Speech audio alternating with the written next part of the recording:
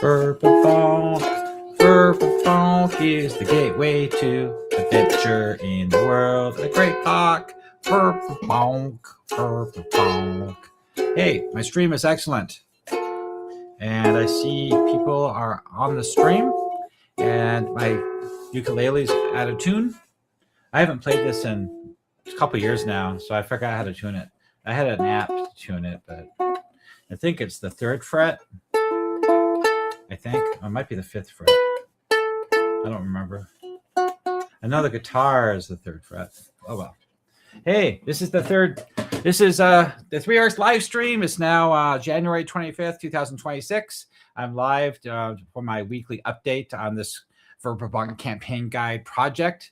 It's a weekly update where I talk about what I've done all week, what I've accomplished. And if you guys have any questions about the project, you're more than welcome to ask here on the channel, and I can answer them for you. Also, you can talk about your campaign and let me know what you've done in your campaign and what you've done with this material. And we can talk about that too, because I'm always interested in what the other Dungeon Masters are out there doing. So let's see. I'm going to go ahead and talk about a new exciting news update today. So we reached 420 subscribers from the 3 Orcs Patreon, and I said that on my Patreon page and Discord, I announced that if we reach that goal, that I'd unlock the next module, the next fan content module, to offer for free for people to download and use it. So the first module, let's take a look at my website here. The first module was in December. And that was the side quests for the village of Hamlet. So that way the players will have other things to do besides go to the moat house to help them go up levels and get more engaged in the world around them and get more engaged with the Temple of Elemental Evil as a campaign and bring the whole world to life in the area. And so this is a great resource for getting quests to help you, plot hooks to help you with your campaign to run your players through. And I released that in December as the first module I released. And now I just released for January, because we just reached 420 subscribers, the leadership module for the Temple of Elemental Evil. Basically, this is a leadership. There's a chart for the leadership organizational chart of all the leaders and the agents. There's a lot of information there, not just their backgrounds, but their personalities, what they're up to, their agendas, their activities, their relationships, everything. Also, the recruitment and logistics of the second rising of the Temple of Elemental Evil, led by Supreme Commander Hadric, High Priest of Uwaz. So Uwaz is behind the second uprising, and he sent Supreme Commander Hadric down there to conduct this and recruit and rebuild the Temple of Elemental Evil, but keep it on a down low so that he doesn't attract the notice of the forces of good. There's a lot of quests, a whole section on quests, and not just the NPCs and their stat blocks in 5e, but also all that other information too. So there's a lot of articles in this free module, this fan content version. And so since we reached our goal, I decided to release it. There's 4 more modules to be released. So I got to figure out another goal. So we got 17 more subscribers since I did it in December. So I think I should do another 20. So when we reach 440 subscribers, or 1,900 in YouTube, I'll go ahead and release the next module. The next module will probably be maybe the village of Shernab, or something like that. I'll probably release that one next. So that's what how this works. So this website is a Google charts. Google. Let's see. Where are you guys? Gotta make sure I can read my chat here. So if you have any questions, hello Tracy, hello OGN Jen. So it didn't pop up over here. How come? I didn't turn it on. Let's see. Let me turn on my pop-ups. I forgot to turn that on. So enable my extension and go here. Okay. So let's see. Let's do a test. Hello, all. There we go. Okay, so the pop-ups are working now. Got it. Okay, so there's a lot of things to set up when you first start streaming. So this Google Sites website is the source where I host the free the modules for fan content release, separate from the Three Orcs Patreon, separate from the Three Orcs YouTube and Discord. So this is a standalone website that anybody can go to. You don't have to be a member. Anybody in the public can just go to this website and download these modules for free and use them any way they see fit. And the only thing I require is if you ever use it for another purpose, just use it like credits that you got the information from Three Orcs. But yeah, this is considered Wizards of the Coast fan content. So that means anybody can use it. So I don't charge anything for that. Now the extras, like the higher resolution maps and the charts and the artwork and the menus for the inns, I only post those on Patreon. So you have to be a Patreon member to access those extra stuff and BTT tokens, like for the dungeon. But all the normal resolution stuff is also on my Patreon. So you can be on my Patreon and get this stuff from there too, just not the modules. The maps, the in tavern menus, you can get those on the Patreon. The normal resolution versions, you don't have to be a member to get them. But if you want the high res, you do. So so the goal of this live stream, hey, Don Sanders, thank you for joining. Thank you very much. If you guys have any questions, let me know. So I made one announcement so far that I released a second module for free. So now I need to cover what I did all week. Nothing. No. I don't want to do nothing anymore. I'm done. All right. So what I did, in relations to that free module, this is the World Anvil version of it. So you can go to World Anvil, which is public, free, and you can use this. The World Anvil is like very elaborate Dungeon Master notes. It's the World of Greyhawk box set online with interactive links. Like here's Loth, and if you put your cursor over Loth, it pops up the Loth article, like that. If you click it again, the full article pops up with more artwork and stuff, maps. I have interactive maps. So I use this at the table. I use this website at the table. So this version of the module is here, all the base information, but not all of it. Just the base information. This big, long article with charts. Look at that. I even added a relationship chart here. So you can use this at the table. And I try to bullet point everything and keep everything brief. So that way you can use it at the table and reference this stuff easily. And another chart. So these charts are in the module too. But the difference between the modules doesn't have links like this one does. There's Marod. He's Captain Vesric, the slaver from the Wild Coast. He works with the slaver lords. So anyway, I just want to point out that this version of it is on World Anvil 2. The reason why you made those modules is because there's a lot of DMs out there that requested a PDF version that's printable. And it's really hard to print World Anvil, this website. You lose all the formatting and it looks horrible and it wastes a lot of pages, a lot of paper. It doesn't work well if you try to print this up. So I reformatted all this and condensed it, very concise, very well laid out formatting in a concise PDF format for you guys to print up. That way you'll have a book at your table or whatever reason you need it for. And a lot of DMs want that. Okay, so that's the Viscounty. That orange line is the borders of the Viscounty of Verbobonc. So what I did is I've been working on the city of Verbobonc. So this is the city.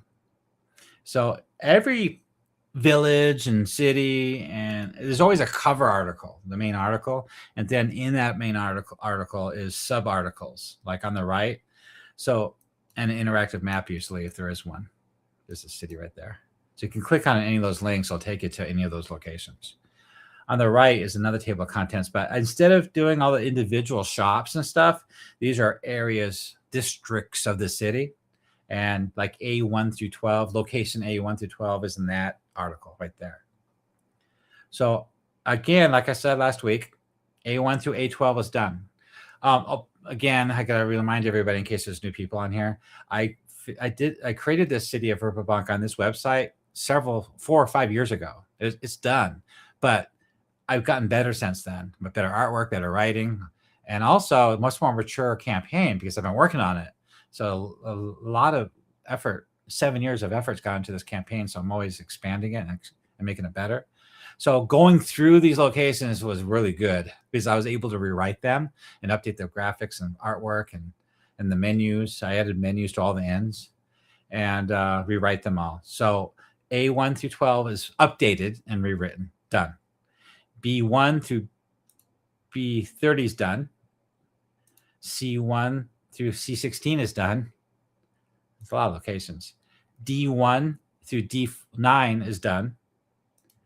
And across the river, E1 through E10 is done.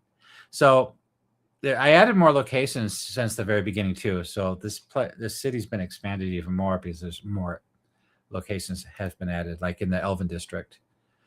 So right now I'm working on the Foreign Quarter, F1 through F14.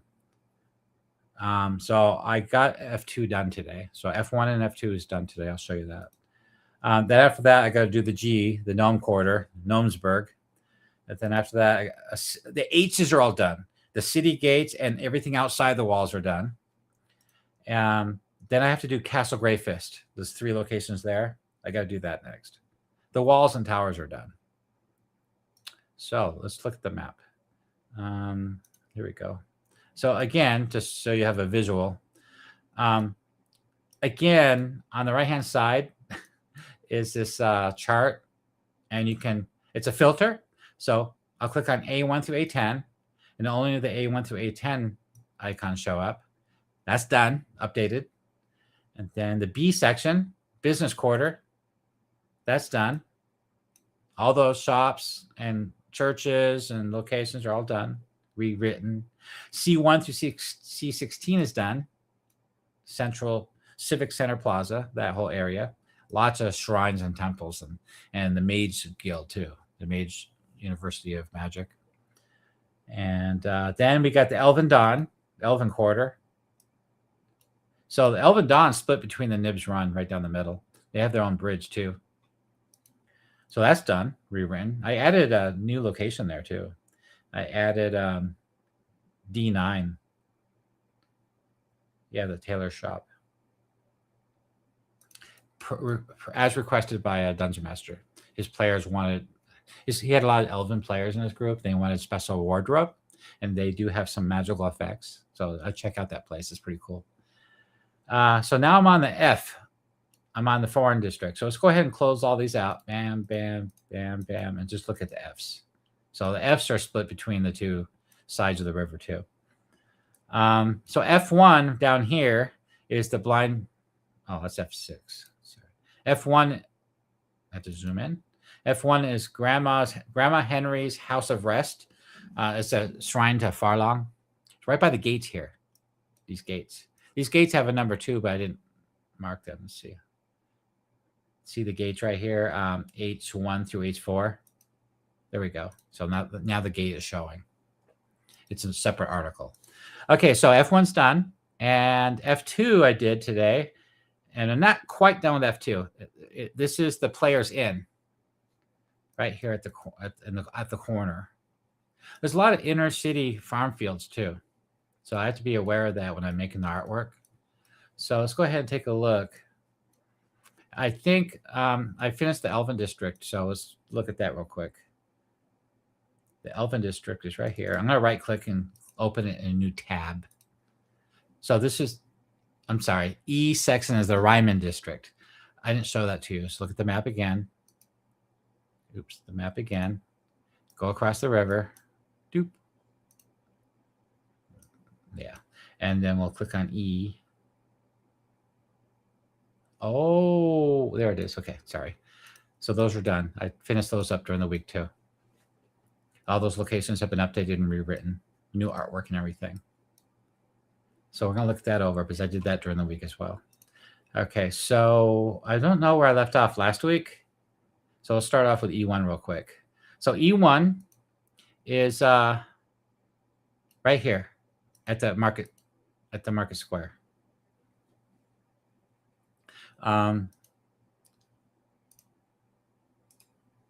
So E1's interesting. Oh, I was going to do a whole video about this actually.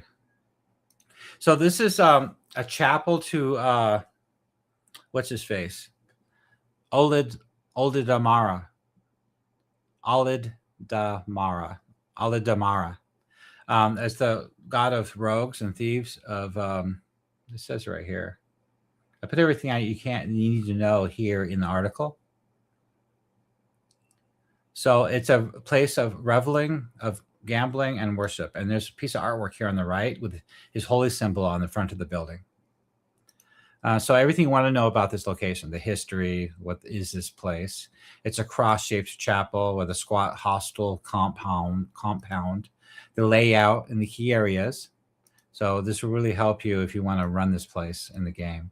The goods and services and events that happen here. So I created 7 different events that they could have here if the players decided to visit, like a masquerade ball. And also a big a list of 12 secrets or plot hooks that you can use if you want to help add more to your campaign. On the right-hand side is the stats, the specifics of this location, the facts, like the owner, the factions, the organizations, things like that. That's the owner, Fenwick Merryfoot, and everything you want to know about him. So he doesn't have his own separate article. So when I do that, I put their information into the main article. So all the information we have on him is just right here with some dialogue. 4 lines of dialogue I added. The waitress priestess that's her. There's 3 of them. There's Lyra, Marina, and Tessa, and they got dialogue too. Their priests, their traits. And then that's the holy symbol I created for the god. So I created all new holy symbols for all the gods in the campaign. And then that's something I found somewhere. But anyway, that's done. So it turned out pretty well. Let's see. So that's E1. And then E2 is the horse stables. And this one is a place where you got to remember, this is on the north side on the Furandi side of the river. The Furandi, the holy kingdom of Furandi. So the flavor text, everything has flavor text. What it looks like when you get there to help the Dungeon Master. What is this place? The layout, the gate yard, the stables, the shed, history, goods and services, how much you want to charge for all this stuff, where the players can keep their horses and get services here. I added some DM tools like I always do, like travel, clues, social pressure without combat. Hooks, I added a whole bunch of player interaction hooks, and owning and riding a griffin. So it's possible to buy a griffin here and get it trained. It's very expensive. It's like, I don't know, 15 to 20,000 gold pieces. So it's a end game type thing. This is the original artwork I had for it. I didn't update it. And this is the facts of this location. All the pertinent facts of this location here. That's him, the stable master. Everything you want to know about him with this dialogue. And there's Vessa, the farrier. She trains the horses, I suppose. Then the hostler, 2 quick lads. So they help, the players with the stables. And then there's the griffin. And more rumors, a D12 chart of rumors here. So that's done. And it's been greatly updated since I did it originally. Okay, E3. E3 is interesting because it's a tavern. And it's the molten spigot of what do you expect there? Because there's an old smelter room of iron and flue. What is this place? I created some artwork to show you what the bar looks like. So that's why it's called the Molten Bar. Because this used to be like I said before, an old smelter room. So they converted it to a bar. There's the layout, the history and the goods and services and player interaction and hooks, and the menu. So in this menu, I listed it. So you'll have it in print in the article. And then on the right, above the rumors and secrets, there's 12 of them here, is the printable menu for this location. And you can get the normal resolution version, of course, for free. But the high res, you have to be a Patreon member. There's Eleanor. Eleanor Davies. She's just serving wench, very cheerful. There's the owner, Owen. And all the facts about the tavern. And there's the tavern. So that turned out pretty well. So then we got E4, the Season's End. So the Season's End new artwork for that. And basically, it's a sleep house. It's a matter of whether or not you serve food here or not, but I guess you could. There's no room service here, though, as you can see here. The full description of history and goods and services. So this is stuff they'll find here. This is a place to sleep. DM notes. Here's the card. So I added this in case you want drink and food here. And I created a menu on the right. But it's a limited one. It's not very elaborate. It's very simple stuff. Simple fare. I added some flavor text and dialogue for the innkeeper. So when they first get there. And of course, another list of plot hooks. There he is right there, Gareth. And on the right-hand side is the facts. Gareth, he's not a separate article, so that's all the information I have on him. And then, of course, the chambermaid. We always have to have a chambermaid. Okay, after E4 is E5. E5 is Leicester House of Cards. So this is a gambling house. This is interesting.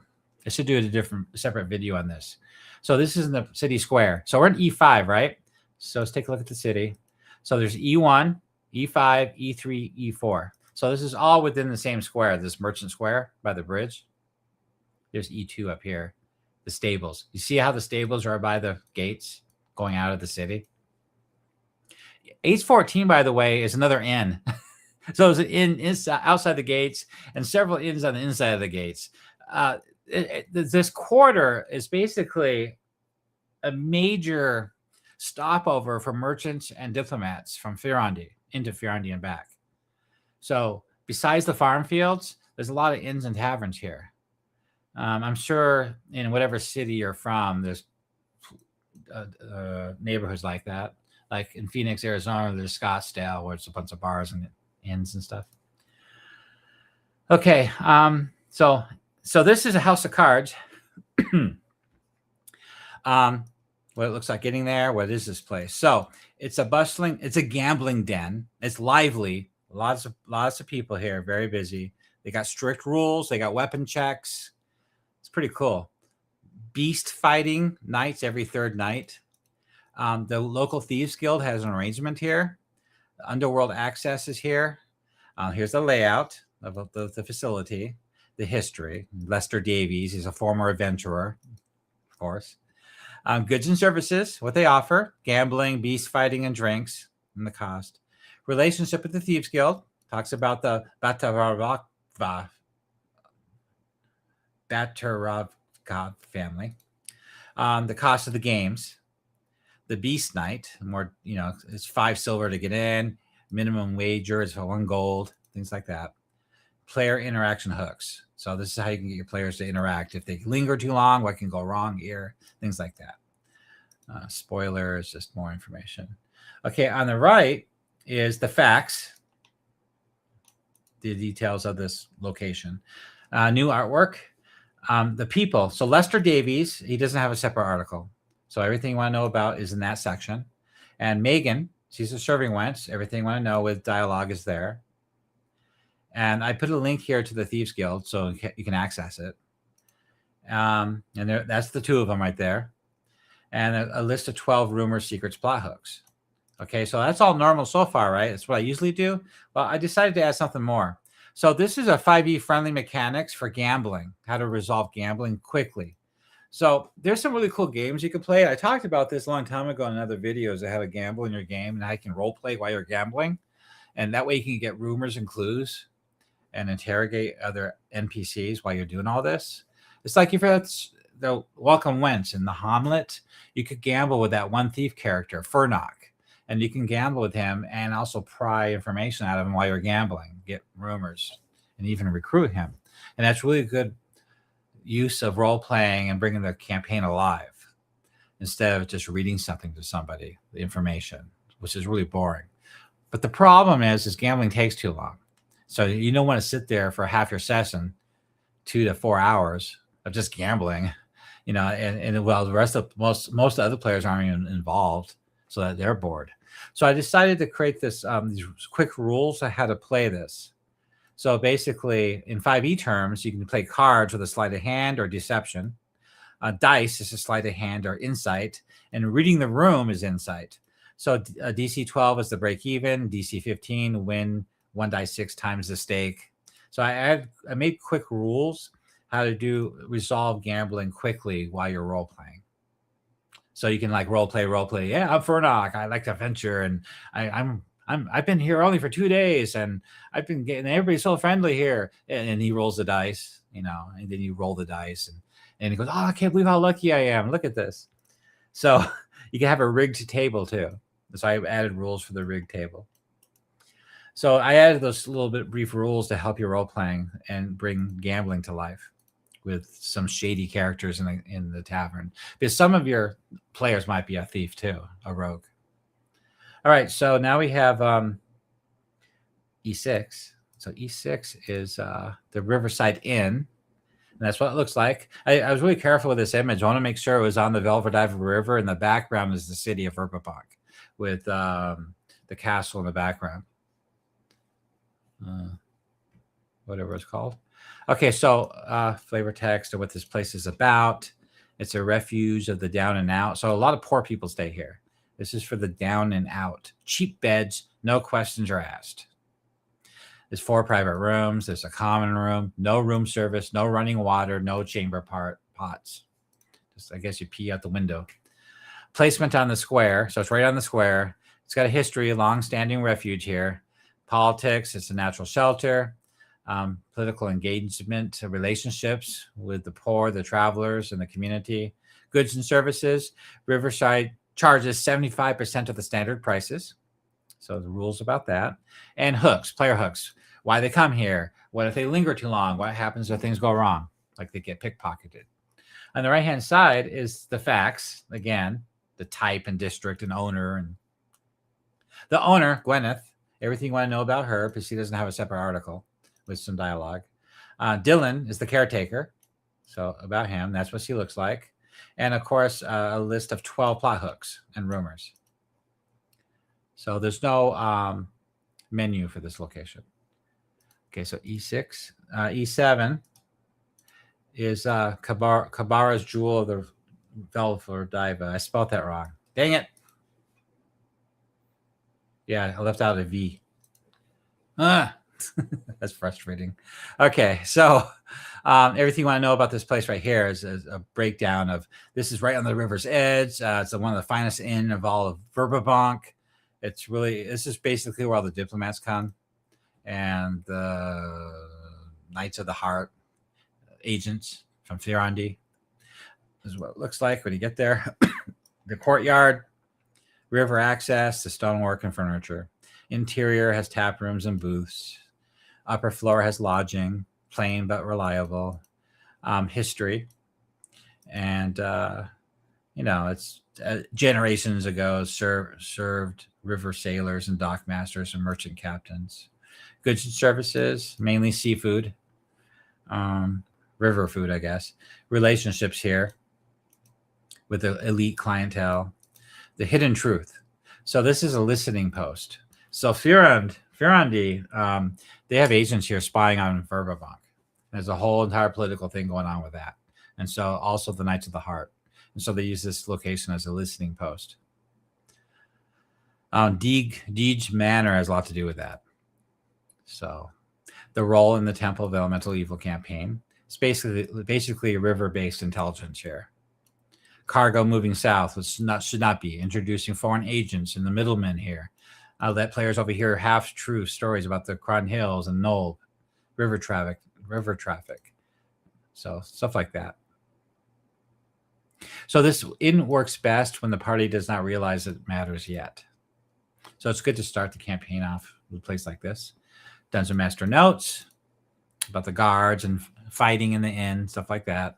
Running this at the table is a cheat sheet. So this is a surveillance hub of Hethrek's network here.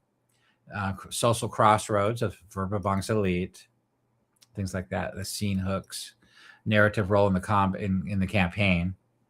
The party should leave feeling they are watched but not threatened. They were ignored but not forgotten. They are surrounded by power they do not understand. That's how they should feel leaving this place. I created this very elaborate menu. that you can get on the Three Orcs Patreon too. You can print this up. So this is very thematic to this location. And on the right, of course, is the facts at the top.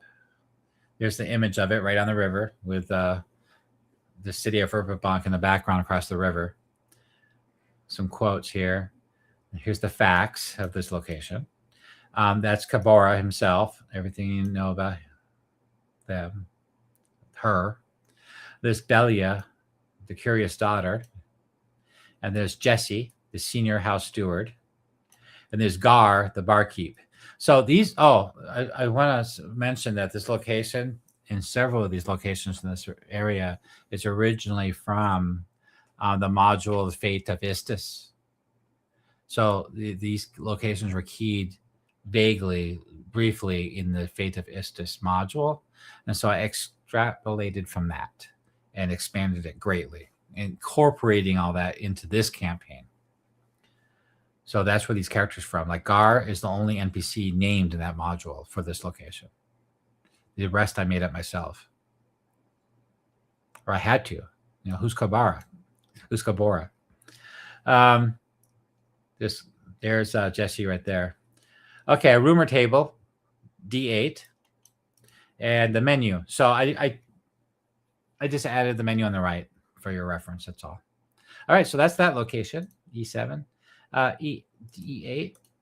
This is Deeg's Manor. This is also in the Fate of Istis. Very important location. This is where all the action happens. The maps in the Fate of Istis is here at this location. Of course, I didn't put them in this website. If you want to run that module, you can run it, and you can reference this website article with it if you want. And you can incorporate all that into the Temple of Elemental Evil campaign. So, as I said, right there, it's fully rewritten. Nothing was copy pasted. All right, so I totally rewrote the basics of it, Hathrex, and what it looks like when you walk up. What is this manor? It's basically control the river throat, break the trust, and create a distraction war. It's basically what the goal is here, what it's all about. It's a conspiracy dungeon, really, in those kind of terms. So basically, replace the old Fate of Istis framing. Hathrex is not here because fate demands it, but he's here because strategy demands it. It's a different take on it because it's been used to integrate this into the existing Temple of Elemental Evil campaign in 579 Common Year. The description. So I wrote out a big, flavorful description of the first three locations: the entry hall, the foyer, and the dining hall.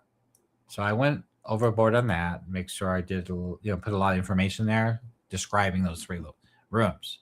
But below, I went into each room based on the module.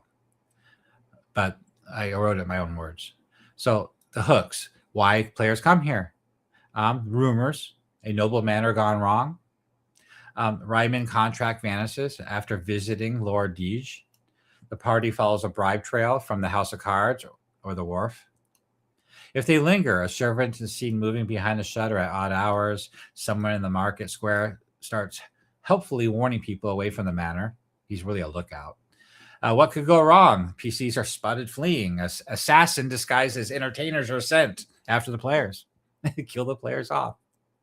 Assassins disguised as entertainers, as bards, I guess. General notes, the upper floor is mostly empty. PCs are spotted fleeing. He'll dispatch 3 level 7 thieves disguised as jugglers to kill them. Okay, so this is the area. So I went ahead and described each room. So the main manor here, 1 through 13. So this is my DM notes in conjunction with the module, not to replace the module. It's like bullet point notes for the module. The cellar, you got the dog down there. You got guards and brigands and leader and the priest of Uas and scrying pools.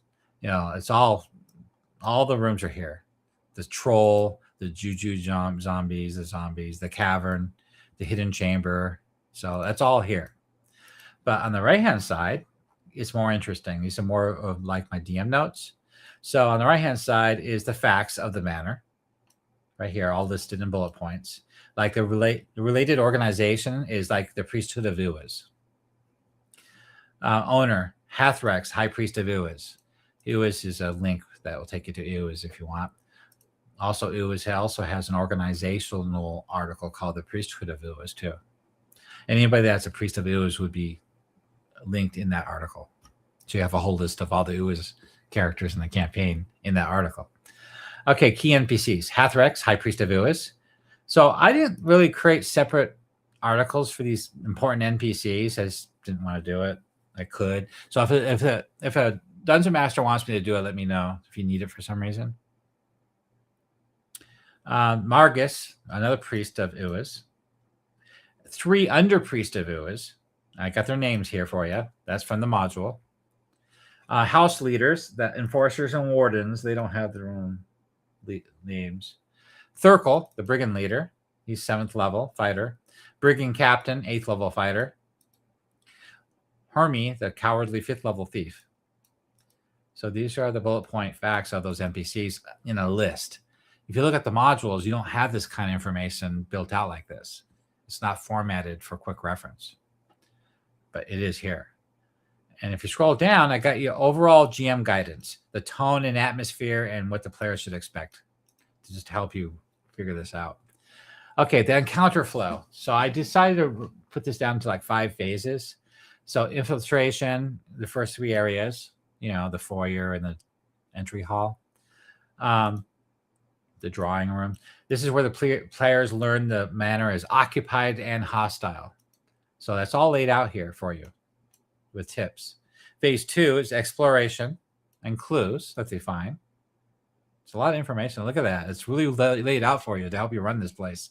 This is information beyond the module of the Fate of Istis to help you really run it better. Phase 3, descent into danger, areas 14 through 17. And I include things to integrate it with the campaign that the module doesn't cover. Phase 4, the cult stronghold.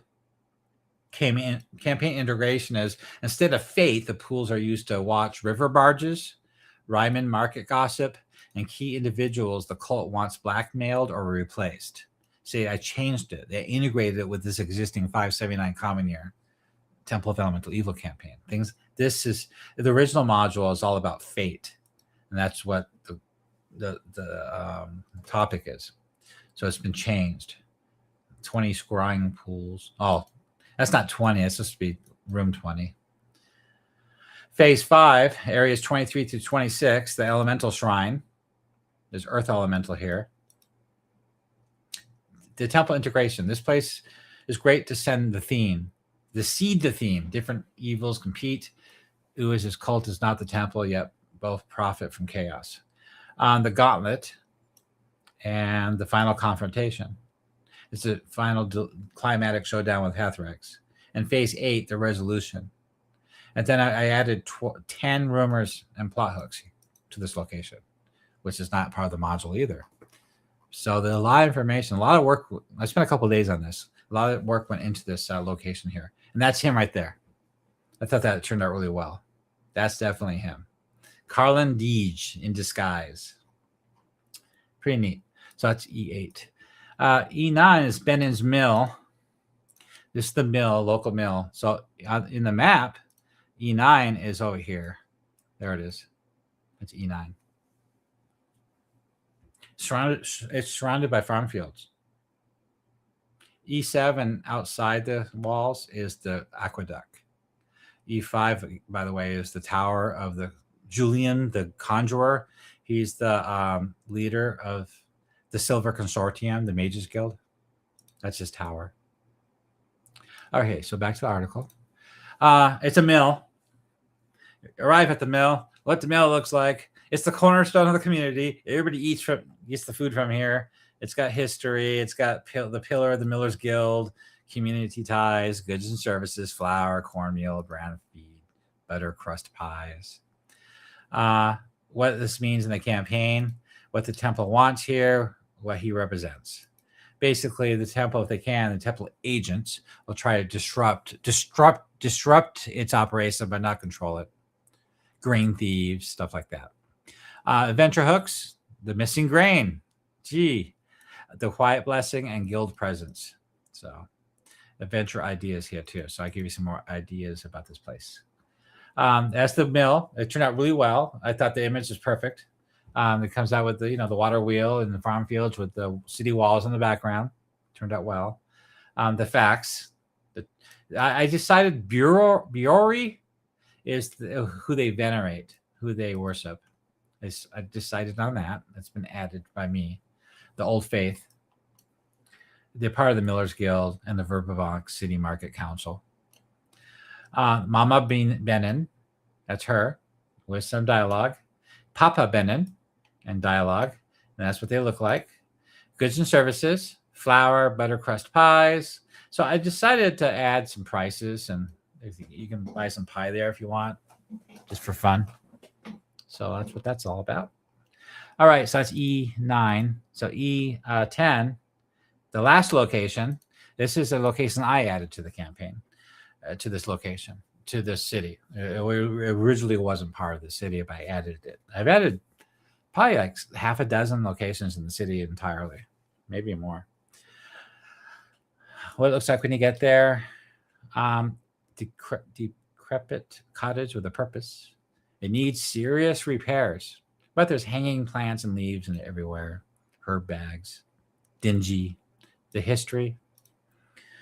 They might try to buy her silence because she sells some horrible stuff you'll see in a moment here. Her faith. She venerates Biori, but not through temples, but through practice. She refuses things. This places her outside the formal religious power structure. So she doesn't answer to any of these guys. Political criminal entanglements. So there you go. Temple logistics, illicit agents, and foreign poison markets. Diverse, the city-based contacts. Things like that. The Thieves Guild. Ties to the community. Shop, what it looks like inside the shop. All the details. The plot hooks. Herb hunt, assassin's plot. Potion, a mishap with a potion. Here's her secrets.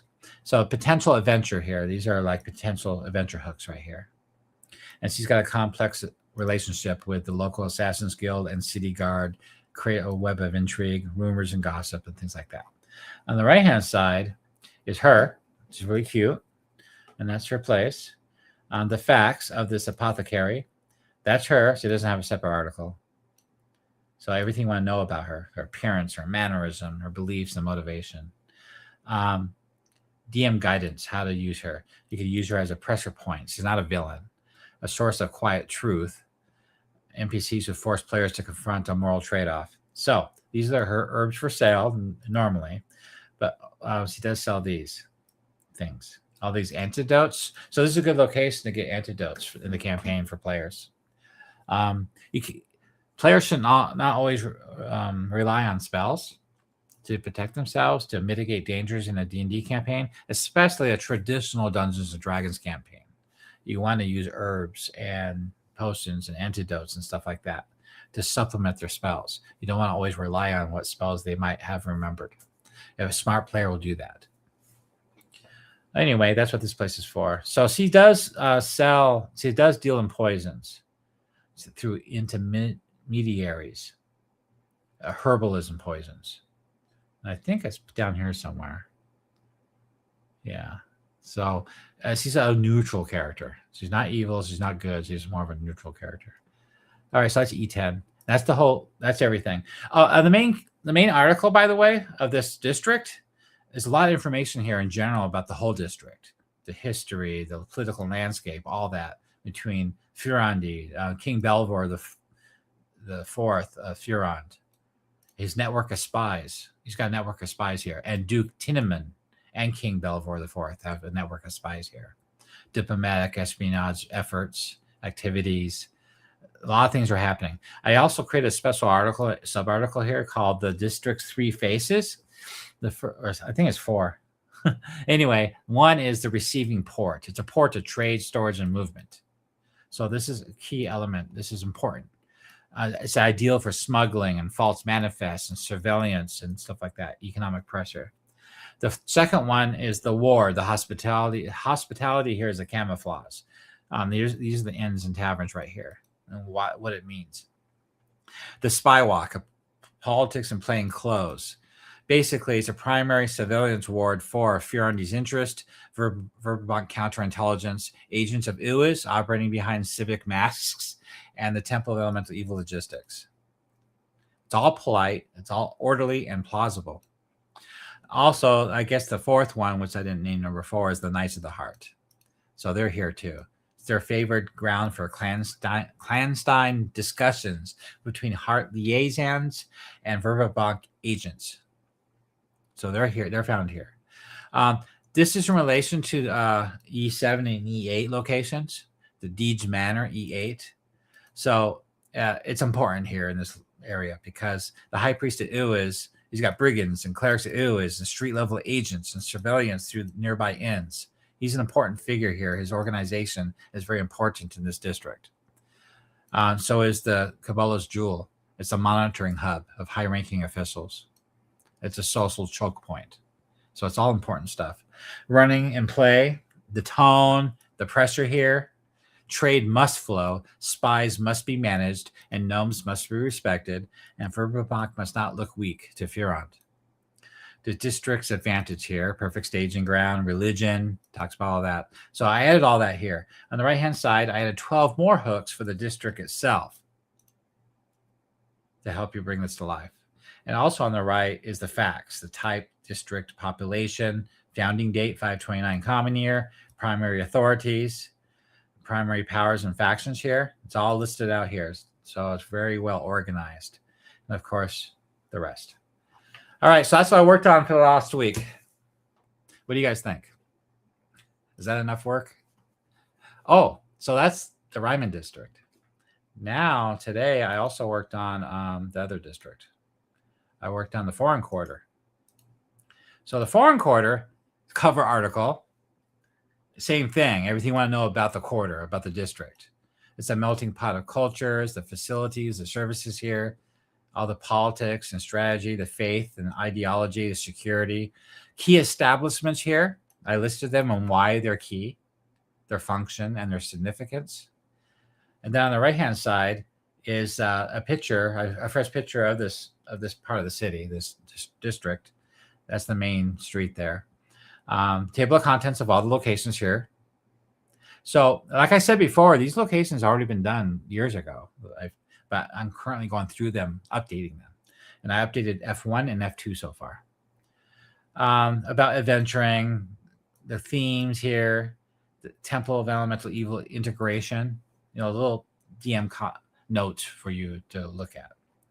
So F1 is done. So F1 is Grandma Henry's House of Rest. So this is basically a temple, a hostel of Farlong, the god of travel and wandering and open roads. And this F1 on the map he's right by that gate. So go ahead and look at the city again. So F1 is right by the south gate, the low gate. See, F1's right there. And so it's farm fields and stuff around it. So let's take a look. So I did an okay job kind of representing where it's located. You see the gate and some farm fields. And that looks like her house, as described here. So what it's all about, patron of travelers, sanctuary for nomads, legacy of hospitality, the care here, her. She's now widowed, and she's now known as Grandma Henry.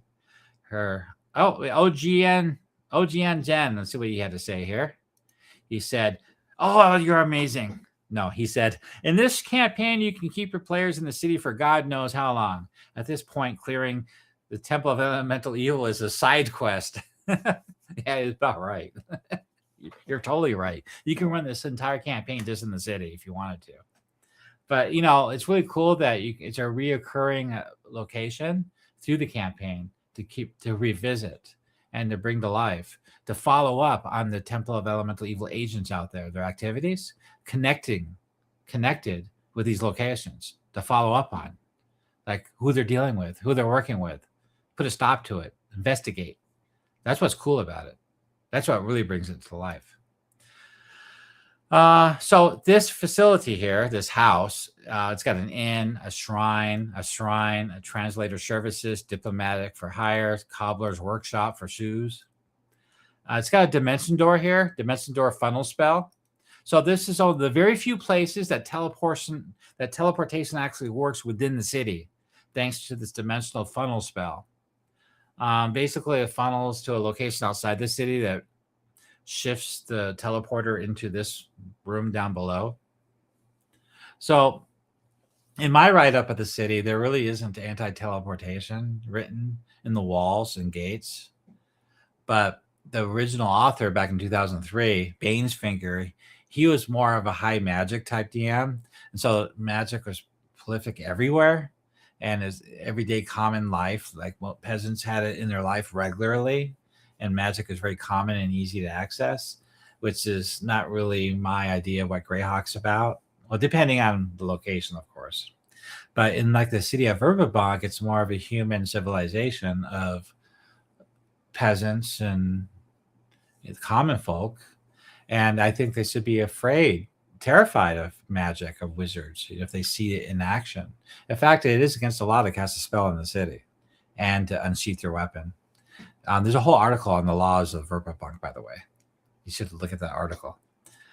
And also the lords, and how the lords are immune to a lot of those laws. There's a whole article about that, the laws of Verbobonc. So there's a reception area and stuff like that. The workshop and bakery, Grandma's Bakery, famous for her homemade cookies. So it's a token of her hospitality. The history here, became a way station, the founding era. Her relationships with the foreign quarter, the city of Verbobonc. So Hacks, tax assessors, Hacks is hardheads. They're the tax collectors of the Verbobonc. So Lord Mayor Hacks is the mayor of Verbobonc, and he runs and controls Hacks's tax collectors. And they're pretty crude and rude, kind of like how the sheriff of Nottingham would collect taxes in the Robin Hood books and TV series. Yeah, they take everything. They're almost all out theft, especially to adventurers. They'll take everything. And if you have a problem with it, you're tax evasion. And they'll beat you with their clubs and they'll arrest you and take you in. The whole city will be after you. The whole city watch, because you're brigands, you're bandits, tax evaders. So it's really hard to get away from the tax collectors.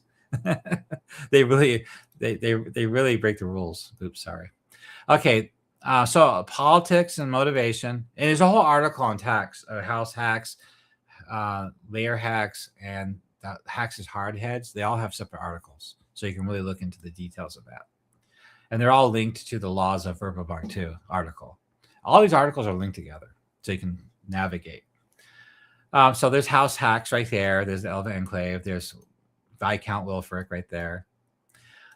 So anyway, right here, the Striders of Farlong, that's an organizational article for that church organization for Farlong. They have their own article. So any clerics of Farlong would be in that article listed as a member of that organization. And then Farlong himself, the god, has his own article too. Okay, so all that's there. Cost. So faithful guests get to stay for free 1 day a month, or you get 50% off. A non-faithful guest gets 75% of the list price, or you can do a work exchange. Free stay for all guests who help with the city street repairs. 5 hours a day of repairing cobblestones in the streets, with nobles riding by on the horses. That'd be fun. The rooms, the spiritual practices. You can read up on the articles for Farlong for that. So on the right-hand side is the facts again. Everything you want to know about this location. The associated authority here, the vigil wardens of Verbobonc, Hax's tax collectors, the occasional counsel to Viscount Wilfric, things like that, about trade and travel. You gotta remember, a lot of trade information doesn't just come from merchant lords, because they could lie and tax evasion, all that stuff. So they get truthful trade information from clerics of Farlong. They're pretty much their de facto agents in the field when it comes to that subject, because that's what they do. So Viscount Wilfric would trust their word over what's really going on out there in the world versus what a merchant might say or his tax records. Okay, so related organizations, again, and the faith of Farlong. Notable people: Grandma, supporting staff, Arlon the diplomat, Malik the multilingual, Nithrin Willowfoot. He's a halfling cobbler known for his masterwork footwear. So if your players want some masterwork footwear, that's a good idea. Let's just create that as an item. So there's masterwork swords, masterwork armor, masterwork weapons. So there should be masterwork clothing like masterwork boots, travel boots. So what kind of, if you guys can type in the chat here or comment below, what kind of benefit, special effect would a masterwork boots have crafted by a cleric of Farlong, the god of wandering, open roads, and travel? And how much should it cost? What kind of minor effect would it have? So masterwork swords, weapons give you a +1 to hit, but not damage. And masterwork armor reduces its weight category from heavy to medium because it's better crafted, better fit. So you're able to move in it easier. So I don't know how 5th edition does it, but that's how a traditional actual Dungeons and Dragons handles it. So what would you guys do? How would you do that? Give them a bonus mile per day of travel, or extra. They can travel farther that day without being fatigued. So think about that one. All right. So down below that's it. That's everything. That's her. All right. So that's done. So F2 would be players in. So I'm not quite done with this yet. I was working on this today. So I got the artwork done. It's right on the corner for the foreign district. Let me show you the map. I can find it. There we go. So F2 is right there. Stop it. There you go. The player's in. It's right on the corner. So that's a busy street right there. And that's a busy street. That's a busy half street. And those are manors. This is the high quarter over here. So look at the players in. So their artwork is pretty close.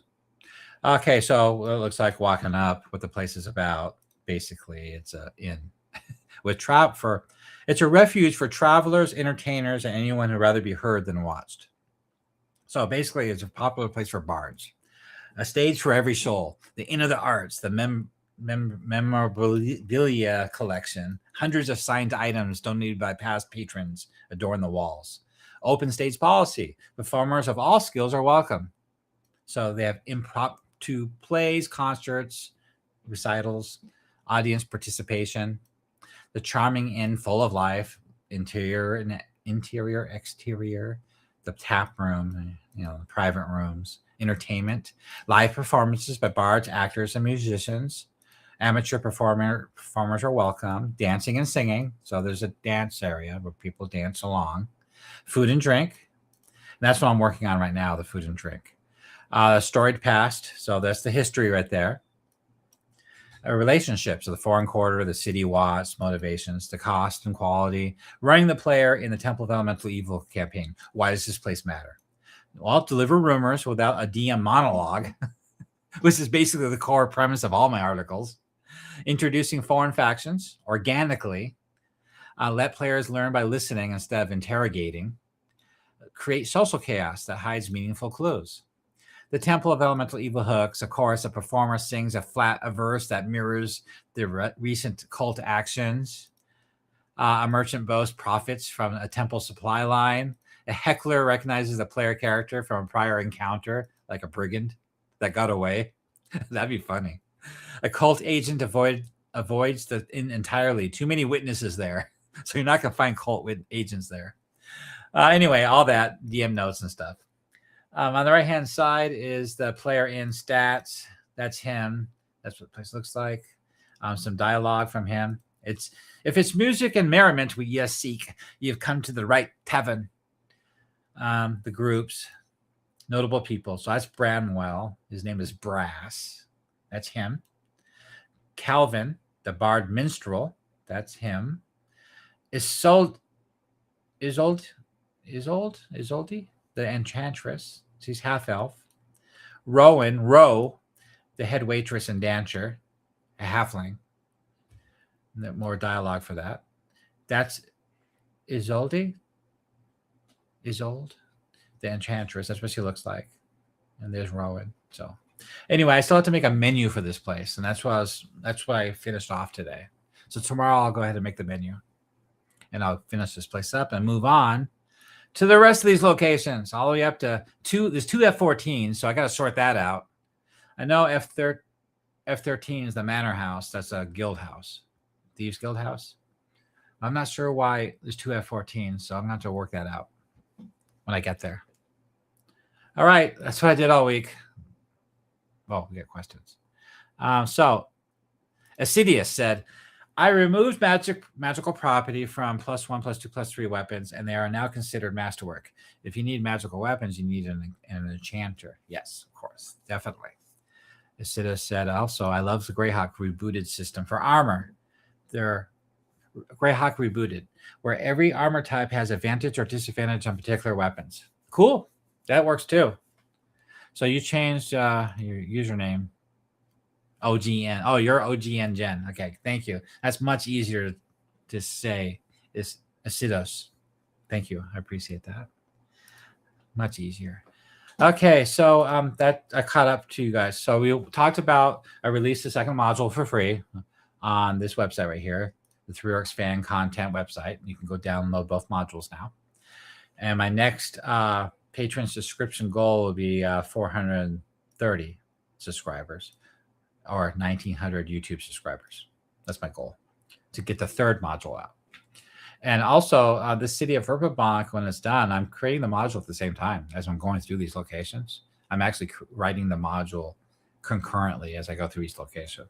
So the module version will be done too as my 6th module.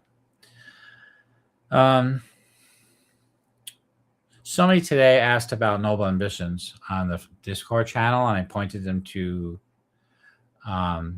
I didn't point them to the main Noble Ambitions quest series, quest line article, which is that's what this is. I pointed them to the article about another one of these articles.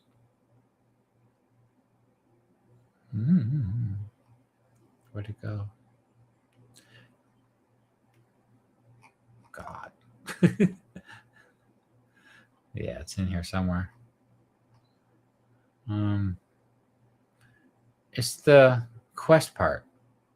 What you can get. Okay, all you got to do is go to the front page and table of contents and go down to campaigns and click on Noble Ambitions quest line. So all these are campaign articles right here. Encounter quests. They're all quests in the campaign. But I Noble Ambitions is a separate folder in the campaigns folder. So I click on that, and these are all the quest scenes of the quest series. There's a lot of them.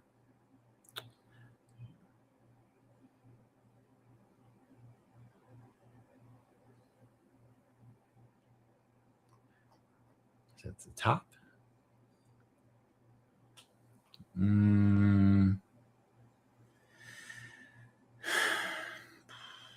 Well, if I click on, that's, you know why I don't see it? It's the first one. It's this one. So this is what I'll right click, go new tab. That's what I gave him. So this is a cover article of the plot. And in this cover article of the plot of the Ancient Soul Temple on the right-hand side are both dungeon levels right here. Separate articles for each dungeon level, and each article has the interactive map for the dungeon. Yeah. That's what I sent him. I sent him that one, that article right there. Okay. So Don Sanders said, where can I find the laws of Verbobonc? The legal edicts. So let's go back to the front page again. And so it's not in campaigns, obviously. It's going to be in the encyclopedia. So click on the encyclopedia. Politics, law, and history. It's under military. And the first one, Legal Edicts of Verbobonc, Medieval Methods of Population Counting, Nobles, the Battle of Emerald Meadows, the Hateful Wars, History, Verbobonc Politics. They're all right here. The military has their own articles. The Knights of the Faithful Defender, Mounted Borderers, and Verbobonc Military. So powerful organizations. Any organization like the Gnarly Rangers, all the organizations are listed here under organizations. So the encyclopedia has all that. The atlas is locations, all the villages and cities. That's what the atlas is for. I'm always trying to, smooth this out, edit, and make it better. So whatever feedback I get from you guys helps a lot too. On the front page of this website, the main page of this project, if you scroll down to here, that's the link to the free fan content library right here. So if you want to link to that website, it's listed there. How a module unlocks each month. A free PDF unlocks by a simple community goal. So I put all that right here, this whole chapter, and that's the link. In case you were wondering where to get that link. So yeah. Anyway, I highly suggest you guys check out my YouTube videos too. I've been making them for years, and there's a lot on the subject, different towns and cities and organizations and quests and stuff like that. All right, so Don Sanders says, "Oh, okay, search for laws and couldn't find it. Legal works." I thought law was part of it. Let's see, encyclopedia, politics, law. Oh yeah, legal edicts.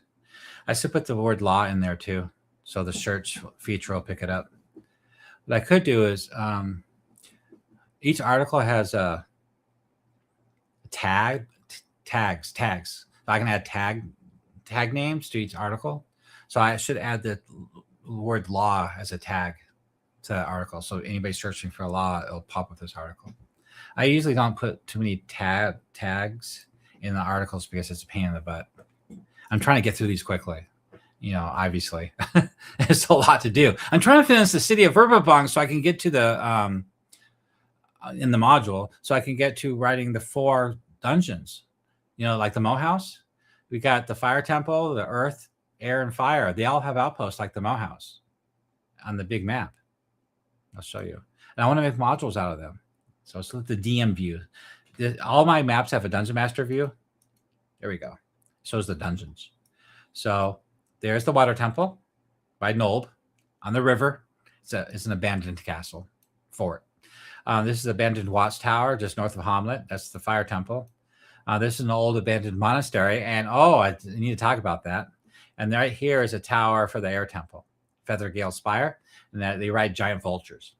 Anyway, somebody's working on this. Let's look at the Discord. So we have a couple Dungeon Masters working on that temple right now. So they'll give me a good head start when I do finally get there. That'll probably be the next one I do. So it'd be in the Patreon chat. No, it's in the Verbobonc Campaign chat. Here we go. So Acidus, I guess. So he's working on to improve the article. So right now he's thinking what to do with the black mouth. So Acidus said, well, Costitas is doing it too, it looks like. Oh, Costitas is talking about the orb.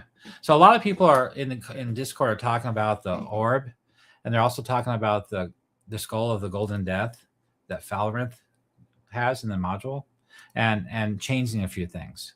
All these Dungeon Masters, just like Greyhawk is supposed to be, they're making it their own, and they're making some changes in their campaigns. My goal is to give you the building blocks, like the box set of the World of Greyhawk.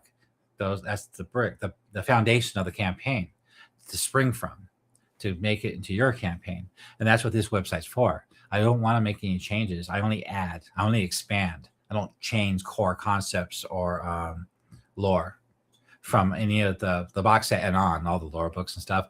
And any of the Living Greyhawk stuff isn't necessarily canonical because this campaign is before the Greyhawk Wars.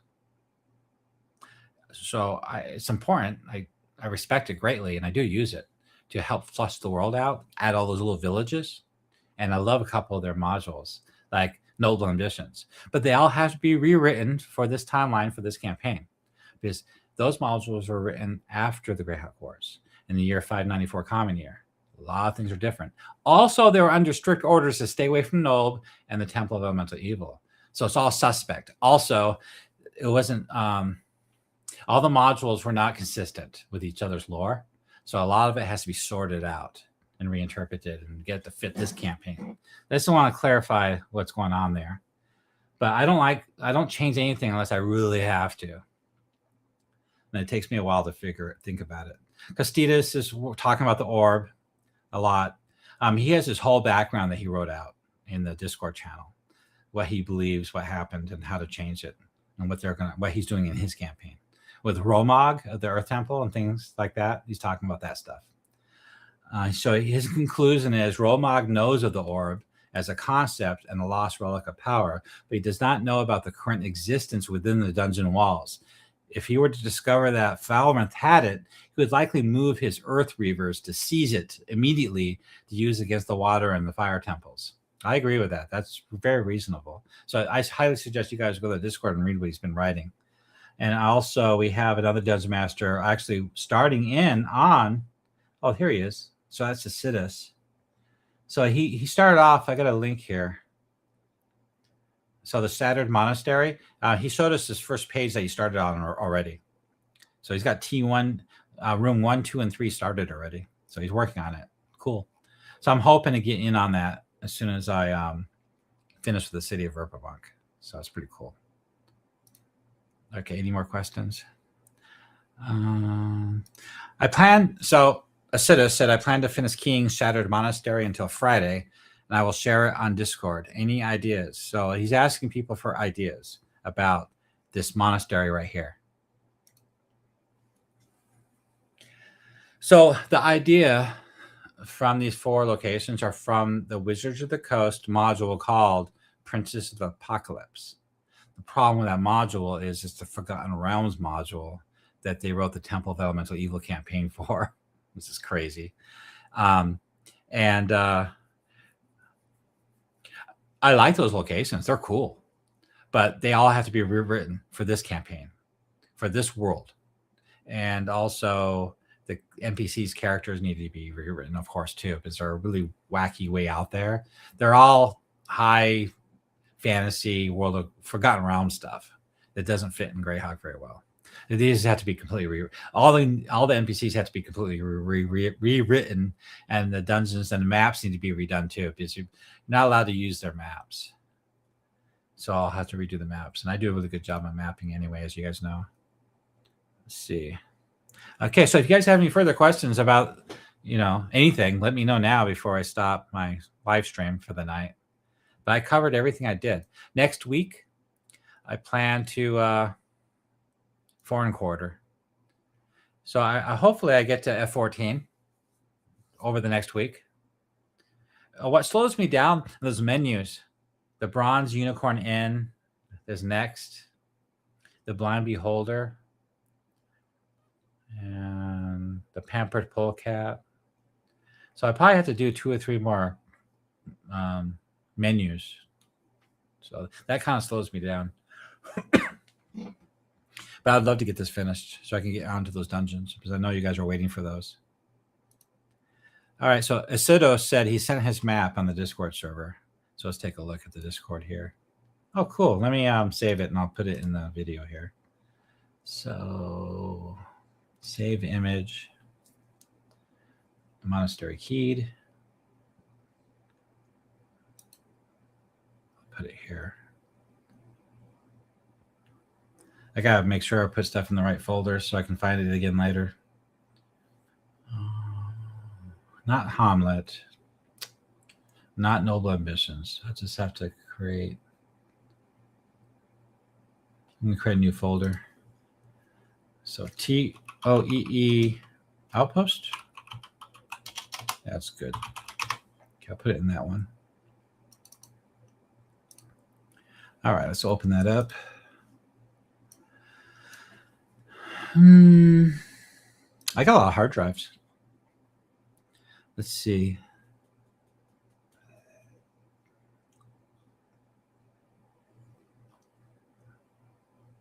Is it under projects?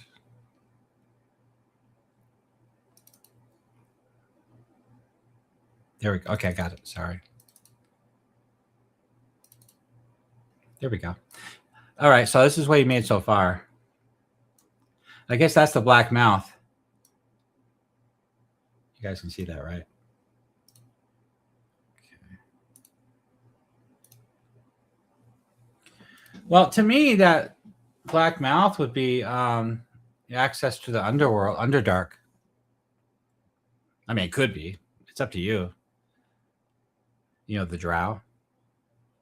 Maybe. They don't have to be. It could be the Dwagar, the deep dwarves. So it looks like here's T1. So this is top side. That's the front entrance. That's the main chamber and the towers. So is T7 upstairs or downstairs? I guess it's upstairs, huh? You made it 2 stories with 2 towers.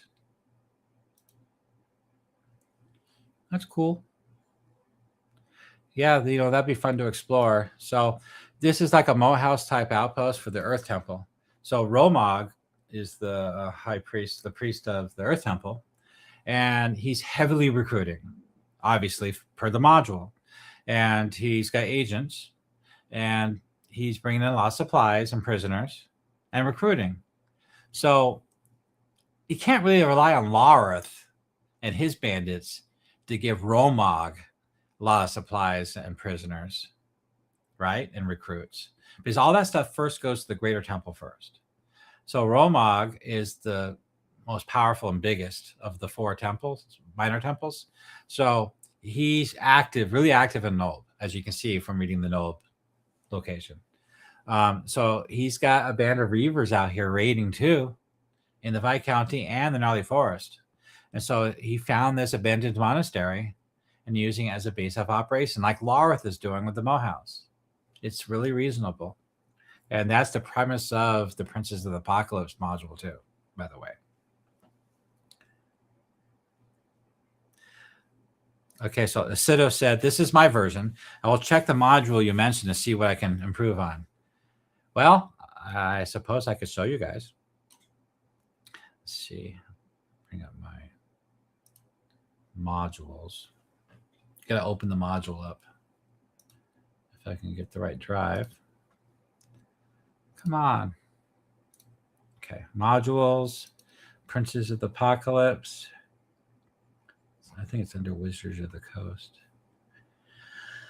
Oh, you guys are tiring me out. I'm tired. Sorry. Princes of the Apocalypse. There it is. I found it. PDF. Okay. So that's the module. You can buy it on DM's Guild. Okay. As you can see, there's this is all Forgotten Realms, by the way.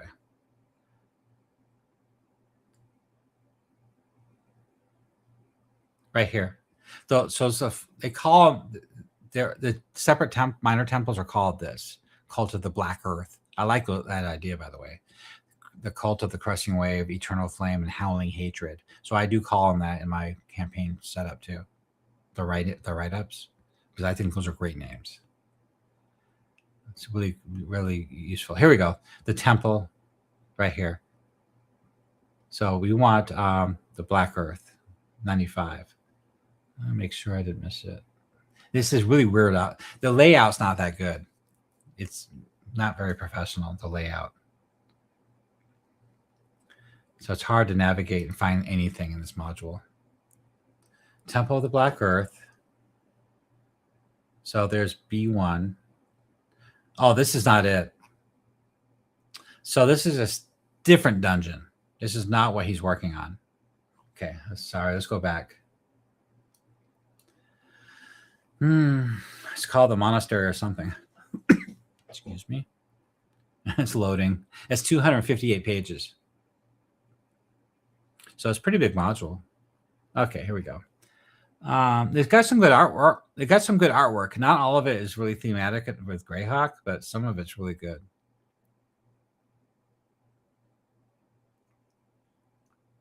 Where is it? See what I mean about the layout? It's not this. The Howling Caves, the Geo. That's not it. Where's the monastery at? Is it in here? Come on. Seriously. Okay, so that's what it looks like up front. That's the monastery itself. That's their artwork of it. So it's one story with a tower. An ogre. Okay, scroll down. I'm trying to find the map. That's their artwork for the symbols, by the way, which isn't right.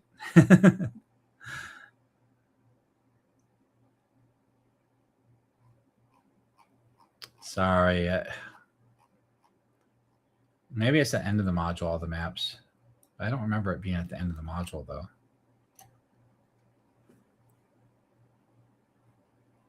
What a pain. I probably should just open it from my folder while it's doing that. All right, so maps.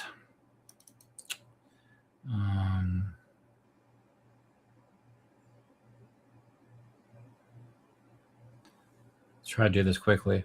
Battle maps, city maps.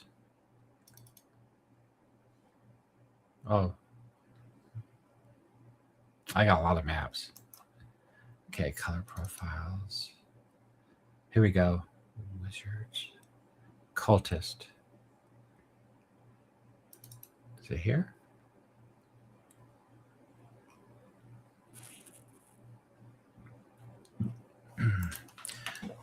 What's going on with this? Look at it. It's not even loading.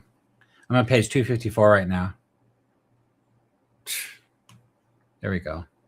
So all the artwork is at the end of the book. This is their character sketches. Let's see.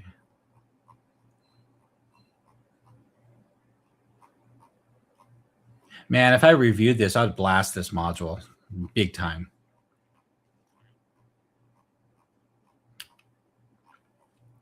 I don't want to say anything too negative. I do like their thematic spells, though. They do have thematic spells for the different elements. So they all the priests of the different lesser temples have their own individual spell types, which is pretty cool. Like Erupting Earth right there. That's an earth elemental spell. Kind of cool.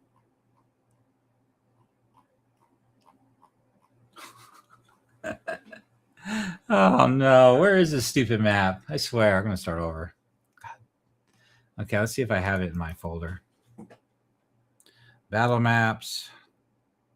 TOTM. Oh, that's loading up. Sorry, I'm going to try to find it in here. Dungeons. Seriously, where is it? Under maps. Oh my God. This really frustrates me. TOE temple, that's not it.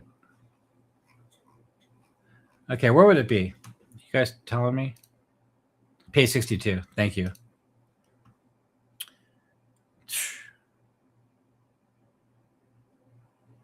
Oh, there it is. It's page 59. Yeah, it's right here. So Riverguard Keep is the water temple. Sacred Stone Monastery is the earth temple. Scarlet Moon Hall is the fire temple. And Feathergale Spire is the air temple. So let's look at the monastery. There we go. God. Look at that. Talk about bad layout. Holy shit. That is absolutely unacceptable. Completely. Who are the amateurs that work for this company? That's the start. That's the start of that temple. At the bottom of the page. If it was me doing this, there'd be a lot more bullet points for one thing. But I would put artwork here or dialogue here or something, you know, and start it over on this page. It's a separate heading. Oh my God, that's so bad. Okay, so anyway, it's all keyed here, and here's the map. All right, so the map isn't all that great either, actually. It's kind of amateurish. It doesn't have a lot of detail.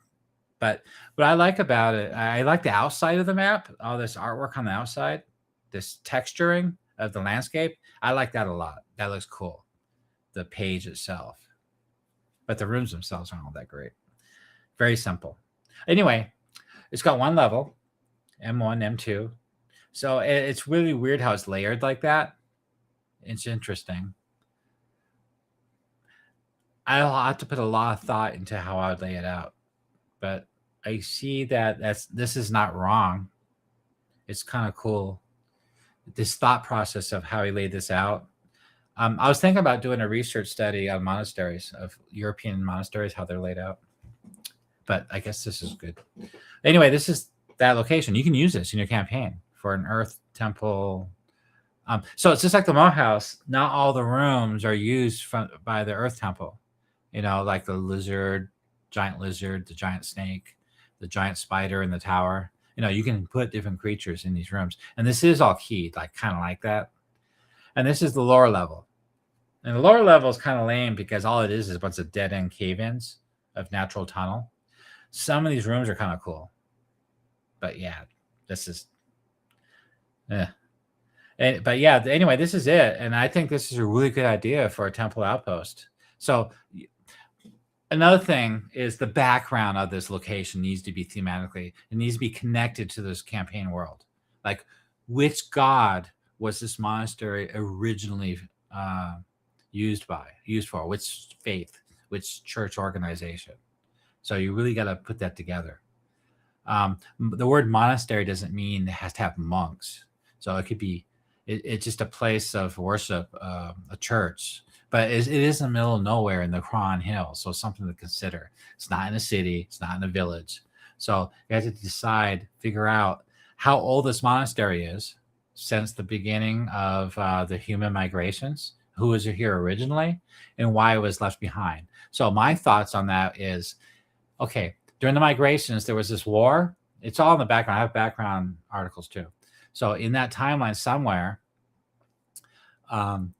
when one wave of migrations of humans came through, their gods are different from the other guy's gods, right? So you have the Uridans. They had their own Uridan gods. And then you have the Backlunas. Well, no. You have, I can't even think. Uridan, and I can't think. The Flan and somebody else. So anyway, one of the race's gods could be, and when they moved out, because a new migration of the others came in, that's when they abandoned it. So that's my thoughts. Maybe you guys can think of something like that. So yeah, that's that. Anyway, this module has all the maps for all these locations, by the way. It just all needs to be rekeyed and rewritten. So that's what I was planning to do, and make new maps too. And they don't have to be all that big because the Mo House isn't that big either. But it should be large enough to represent its original use and location. All right. So if you have any more questions, let me know before we end this here. We've been going on for an hour and a half.